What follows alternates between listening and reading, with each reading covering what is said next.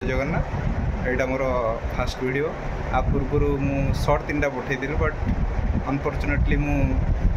Start करिया भूली जाए आज फास्ट ब्लॉगिंग स्टार्ट कर तो बर्तमान मोर जर्निंग स्टार्ट हम भुवनेश्वर राउरकेला तो मुझे आगू जा कथा मुझे वेट कर बस को बस आसनी बस आसिले मुझे देखा एवं मो बस को वेट कर देखा केत बस आसे पर्यंत वेट कर सांग मैंने लगुच बस आसीगला हाँ बस तो आसीगला मु बस रे बसी आपण सहित आगू कथा लगे सांग मैंने बर्तमान बस को पलि आसिले बस रे बस आपण सहित काली मॉर्निंग रे कथा हो गुड नाइट। बर्तमान मु पहुँची जाइए होटेल होटेल ये देखु होटेल इंटेरियर टिके अच्छी ये बर्तमान मुझे फ्रेश फ्राश हो फ्रेश हो मोर ड्यूटी बाहरी जी तापर पुणी आप सहित देखा मु ड्यूटी सारिकी बर्तमान लंच टाइम होती तो मु हनुमान बाटिका टी आसती हनुमान बाटिका बहुत भल लगे ये चलतु आपन को टिके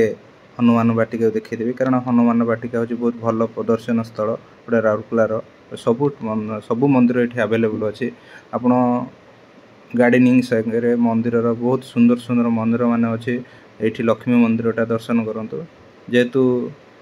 बर्तमान मंदिर लंच टाइम अच्छी मंदिर सब बंद अच्छी फिर भी आपन को किसी मंदिर दर्शन कराऊँगी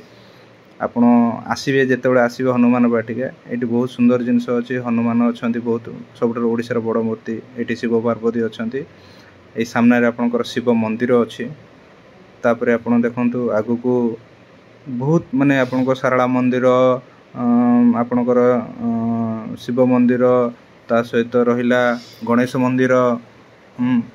आउ बहुत किछि मंदिर अच्छी आपन आसिला पर आ भितर